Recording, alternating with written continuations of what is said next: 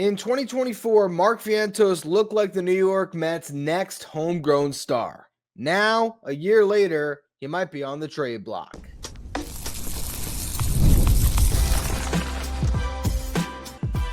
You are Locked On Mets, your daily New York Mets podcast. Part of the Locked On Podcast Network, your team every day. Hello to all you amazing Mets fans. You're watching Locked On Mets, part of the Locked On Podcast Network, your team every day. I'm your host, Ryan Finkelstein. I've been covering the New York Mets on this show since the 2019 season. This is the number one daily podcast on the New York Mets. If you want to find any of my written work, you do so over at justbaseball.com, where I work as the editor-in-chief. Today's episode is brought to you by FanDuel. Right now, new customers can bet just $5. If your bet wins, you're going to get $300 in bonus bets to use across the app. Download FanDuel today. Mark Vientos has had a roller coaster ride of a tenure with the New York Mets since he debuted back in 2022. He was bad in a 16-game sample then, 65-game sample in 2023, more of the same. 2024 does not make the team out of camp, despite the fact that JD Martinez started this season down in the minor leagues as a ramp up since he signed so late and basically signed taking Vientos' job as he was slated to be the Mets DH going into that season. Late in camp, JD Martinez gets signed. They could have put Vientos on the opening day roster. Instead, they went with Zach Short, who would not last very long on the Mets roster himself. And eventually, as we all know, Mark Vientos was able to make the most of his limited opportunities. He got a cameo when Starling Marte was on paternity leave, and he hit a walk-off homer, came back a little bit later, platooned with Brett Beatty for a bit, proved that he was the better option, won the starting third base job, and rode the momentum all the way to an iconic playoff run where he hit 5 home runs and drove in 14 runs, tying a Mets franchise record in the postseason, hitting .327 with a .362 on base, .636 slug, a .177 WRC plus in the 2024 playoffs. WRC plus measures hitters on a league average of 100. So in that playoff run, Vientos was 77% better than your league average hitter. Throughout the 2024 regular season, he hit .266, .322 on base, but a .516 slug, 27 homers in 111 games, a .132 WRC plus, again, 32% better than your league average hitter. And he was worth nearly 3 wins, according to Fangraphs, 2.9 F WAR in 111 games.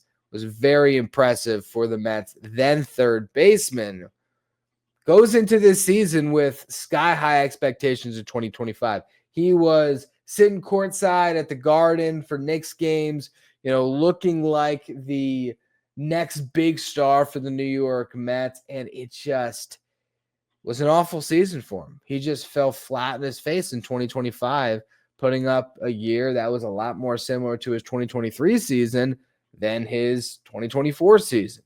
I mean, yes, he had 17 home runs, but overall a .233, .289, .413 slash line. In 121 games, he was almost a net neutral player, 0.4 F WAR. The second half numbers were better than the first half. His pre-All-Star break OPS was 640. His post-All-Star break OPS was 778, but that was largely due to a great month of August. Overall, in the second half, he had 11 home runs in 55 games. 8 of those home runs came in August. He hit .278, .330 with a .658 slug, a .988 OPS, and a .167 WRC plus in the month of August. Again, 17 homers on the season, 8 of them came in that month of August. 22 of his 61 RBIs came in August. And then he was a disaster again in September. If Mark Vientos played up to that level from August and carried it over into September, the Mets maybe make the playoffs because they missed it by a game. Who knows what a red-hot Vientos could have done for them down the stretch. And maybe the entire outlook of Mark Vientos looks a lot different. But now, as you're going into the 2026 season, you've seen Mark Vientos make an appearance in 4 big league seasons. Now, he only has about 2 years of service time, a little more than that. So you still have 4 more years of team control. But across 313 games of his big league career, Mark Vientos is a .239 career hitter with a career .290 .304 on-base percentage, and a .438 slug, a .732 career OPS. He's a bad defender, obviously, at third base, so those numbers offensively are not going to cut it for a bat-first player. Now, we saw in 2024 the immense upside. We saw in August of 2025 that guy is still in there. But can he find enough consistency in the big leagues that the Mets can trust him?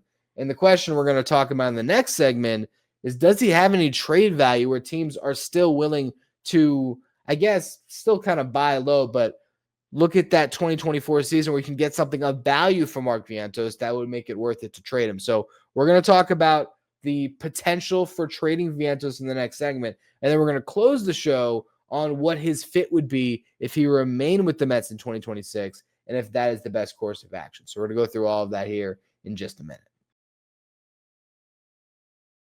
Today's episode is brought to you by FanDuel. The NBA season's here, and FanDuel has an offer you don't want to miss. Right now, new customers can bet just $5, and you're going to get $300 in bonus bets if you win. That's right. You put down $5.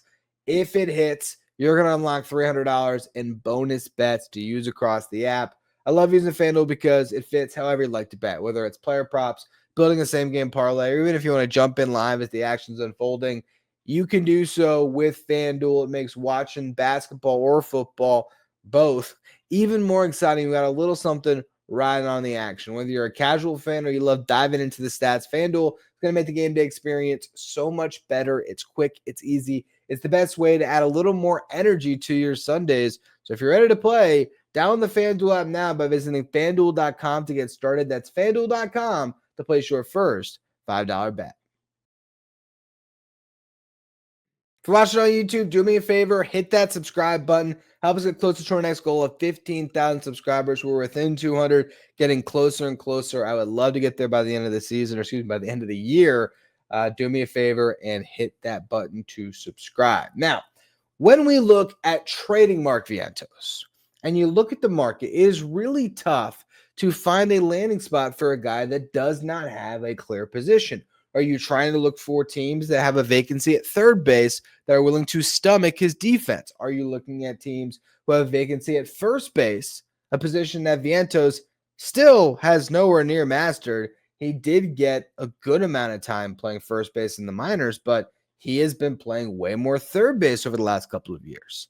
So a team that trades for Vientos to be their first baseman is doing it on the assumption that he can pick that position up.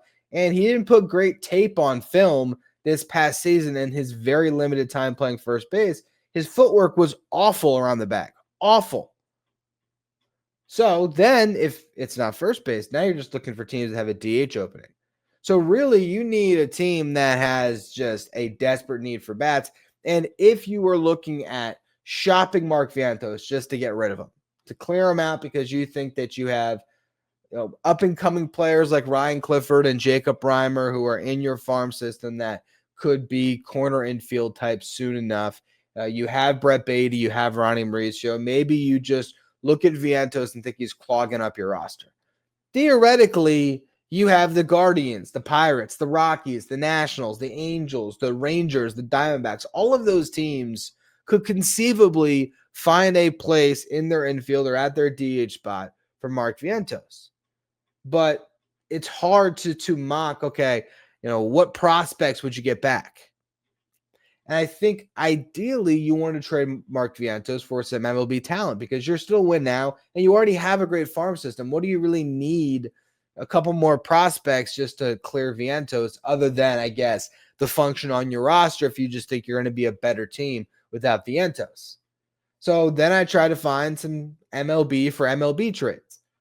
Now, if you want to make Mark Vientos one of the pieces in the trade for an ace, I love that. But which team that has the ace you're trading with needs Vientos? The Tigers, if you're talking about shooting your shot for Tarek Skubal, I think Brett Beatty would interest them a lot more than Mark Vientos. They have a need at third base. I think Ronnie Mauricio would, be more intriguing to them because defensively, those guys can play third. Vientos, I don't think AJ Hinch is going to want him to be his starting third baseman. And at first base, they have Spencer Torkelson coming off a better year than Mark Vientos just put up. And they got Kerry Carpenter at DH, so they don't really make sense at the landing spot for Vientos. The Brewers, I think Freddie Peralta is a great trade candidate the Mets should be all over. But they prioritize speed and defense, and they already picked up a right-handed slugger who could play first base in Andrew Vaughn. So I don't think they would be in the market for Mark Vientos. The Marlins, I'd love Sandy Alcantara. I think Ronnie Mauricio is a much better fit in that trade. And I did a whole show on Sandy and the Mets potentially making a move there. And I think I did mocks that included both Vientos and Mauricio, but Mauricio makes more sense because he could be a left-handed bat that can platoon with Connor Norby at third. First base is technically open. Troy Johnston is the projected first baseman over at Fangraphs, but they have Joe Mack coming up, who should become their starting catcher. They have Liam Hicks and Augustin Ramirez. Those two guys both had good offensive seasons. They could fill first base and DH for you.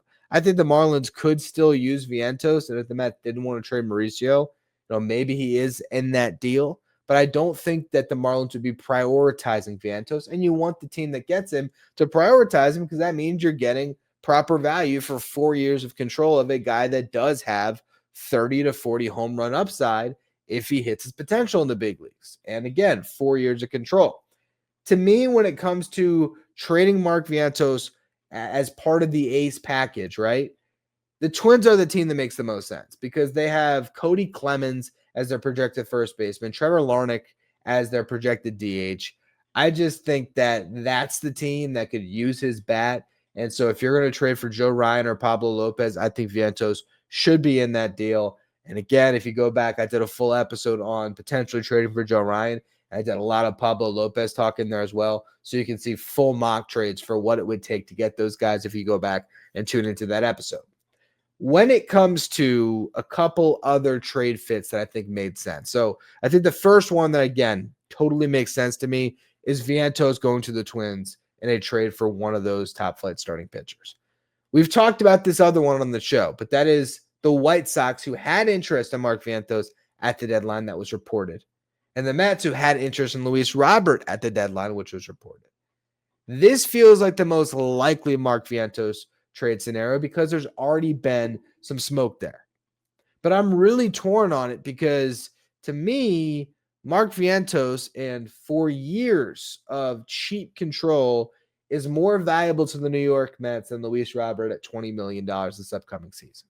Now, as I've talked about, if you include Jeff McNeil with Mark Vientos to get Luis Robert and you get off the McNeil contract, it makes it a little bit easier to stomach for me. And then you just get into, okay, the roster fits so much cleaner with Vientos out of the picture. Luis Robert is your stopgap center fielder as you wait for Carson Bench. If things work out amazingly well, Luis Robert returns to superstar form. You keep him for 2 years, and you push Soto to DH, and Carson Bench becomes your right fielder. I mean, that's like the most optimal version of everything working out in a Mark Vientos for Luis Robert trade. But the other side of that coin is Luis Robert continues to struggle to hit against right-handed pitching, only matches against lefties, and becomes a platoon option with Carson Bench in center field. And now you traded Mark Vientos for a platoon bat, which is not ideal. Just to also platoon Bench and not have him play every day, which I'd prefer when Carson Bench comes up, a prospect of this magnitude, I'd like him to play a lot. So that's another potential trade. And again, I think it's maybe the most likely one because there was already reported interest on both sides of it. But the Mets didn't pull the trigger on that trade at the deadline. And I don't know if what they saw from Vientos down the stretch changed their opinion enough to now pull the trigger on that type of a deal. I think the Jeff McNeil side of it and just clearing up your roster, it does make some sense, but also you're trading two viable players that could be just as valuable as Luis Robert, if not more valuable to you, especially together in 2026 than Robert will be. So we'll see. And like I've said in the past, I'm going to do a full show on trading for Luis Robert with my friend Elijah Evans, who does a lot of White Sox coverage for us at Just Baseball.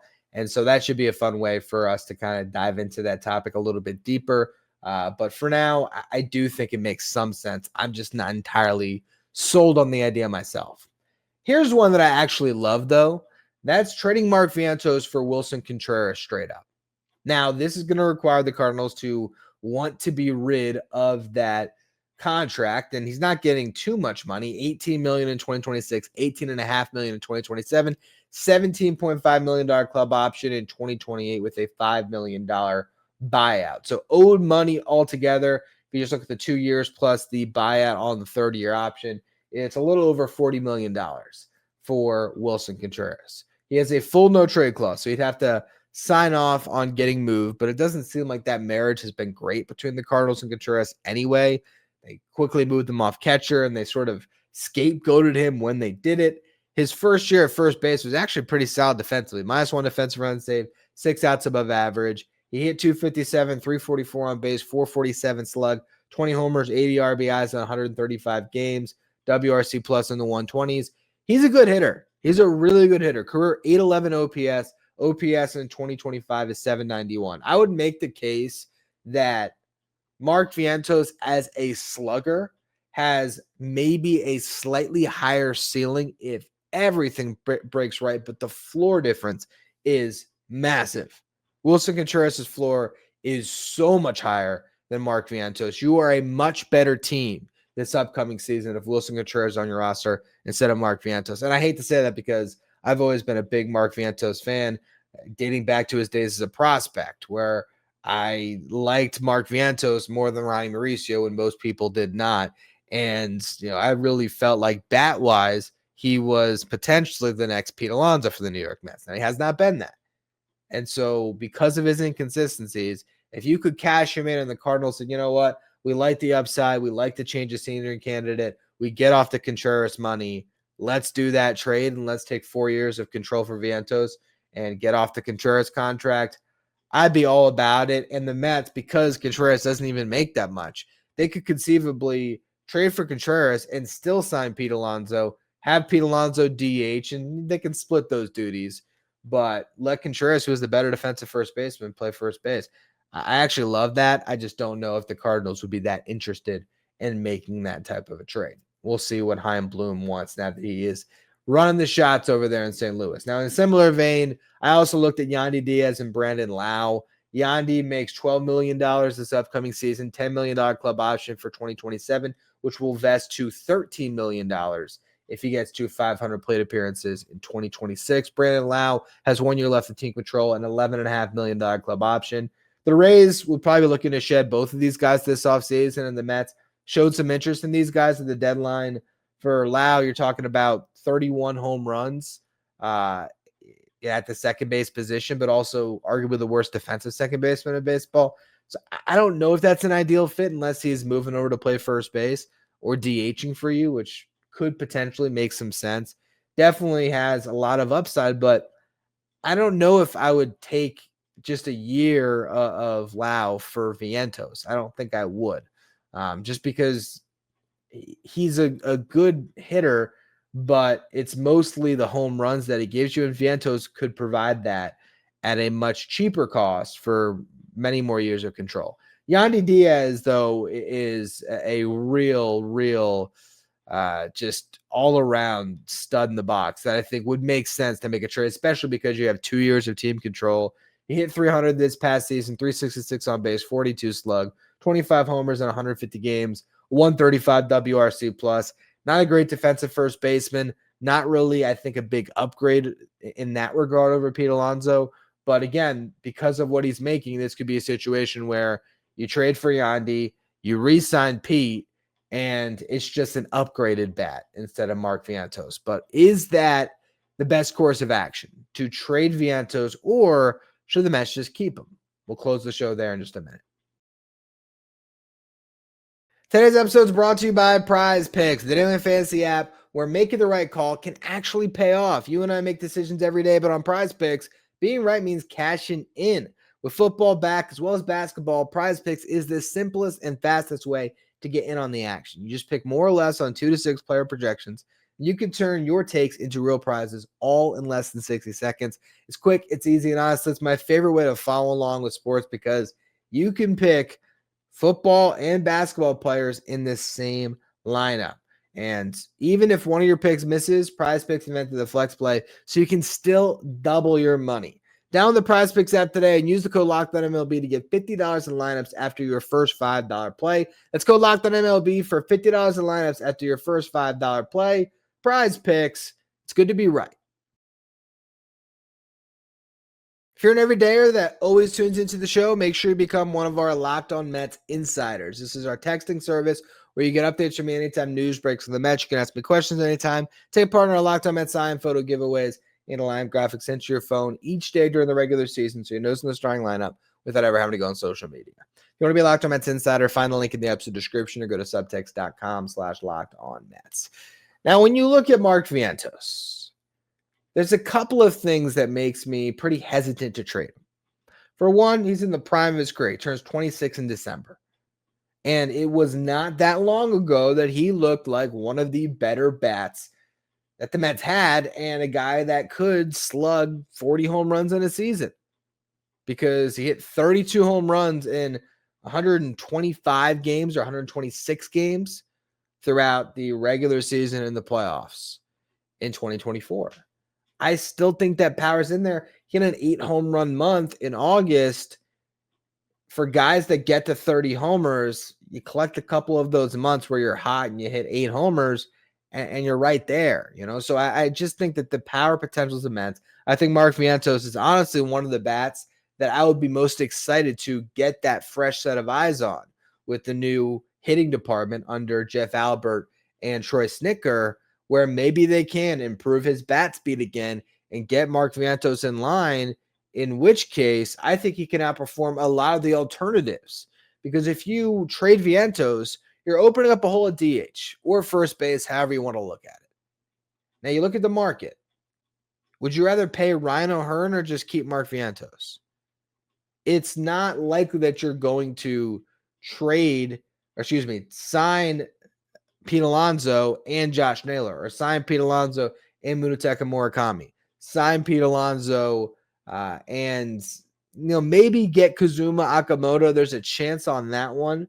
And again, we're going to talk about Akamoto and Murakami at a later date. There's also a starting pitcher that's coming over from the MPB that also is a really top flight free agent, but I need to still do more research on these guys, and they won't be posted until the middle of December anyway. But I look at the market for DHs, right?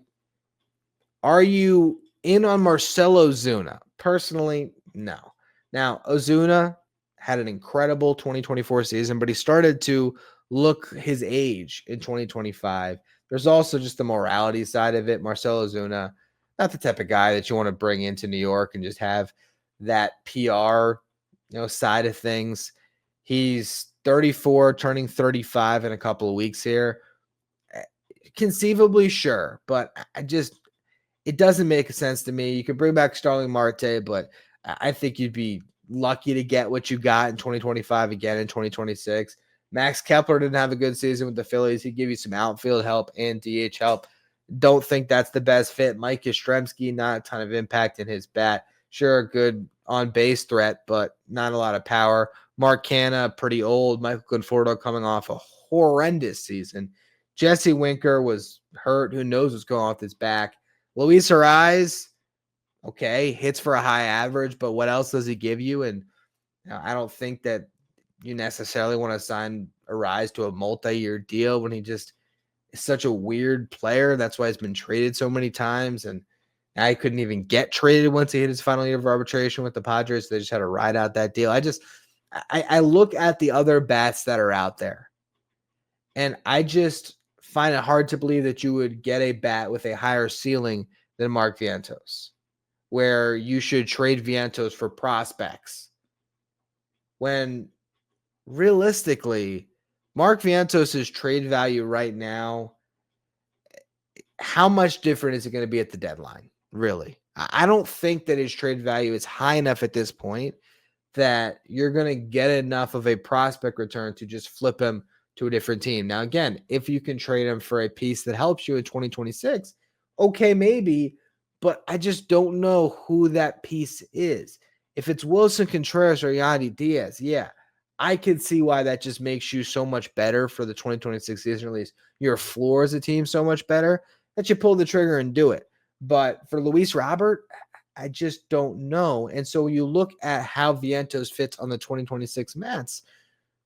If you re-sign Pete Alonso, I still have Mark Vientos working at first base all offseason, and I'm having those two guys split first base and DH.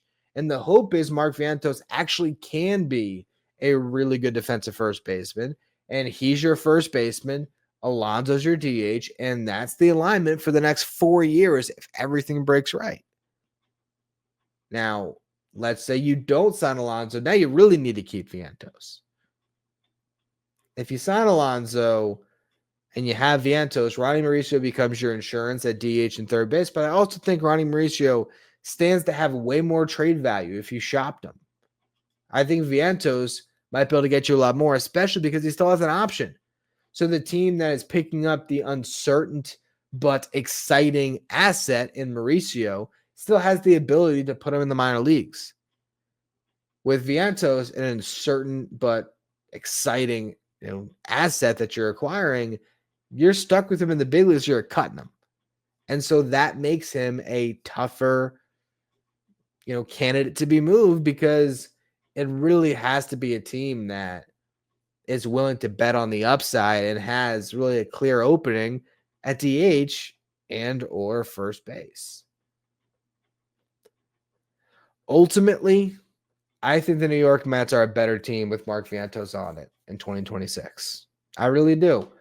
I think that his ceiling is just so high that I'm willing to ride it out for one more year and see what he provides under new hitting coaches and potentially in a new role. Maybe if he can just forget about trying to be a third baseman, maybe the bat shines a little bit more. I don't know. The Mets are in a very interesting spot with their roster, and it's so tough to predict what they're going to do because there's so many different ways they can play it. Do you trade Acuna just to clear a bat on your roster because he has to be on the roster next season?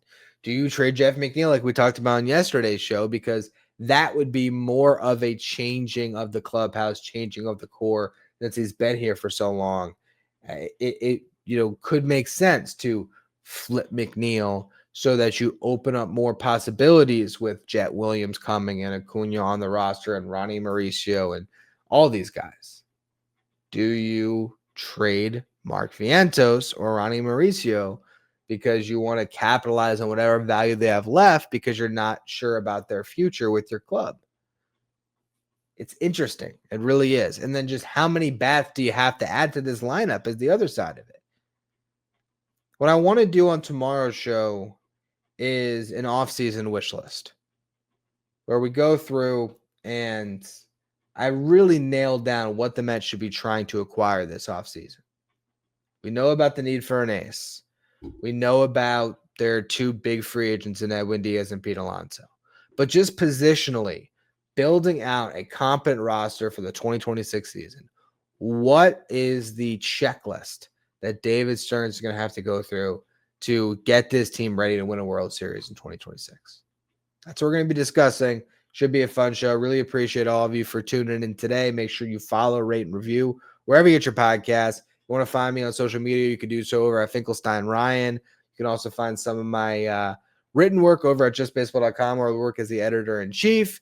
Thank you for making Locked On Mets your first listen, your first watch every day. Now for your second watch, check out Locked On Sports Today, the first ever 24/7 streaming channel that covers everything in the world of sports. With our local hosts from each team, league hosts for each league. Find Locked On Sports Today, streaming 24/7 on YouTube.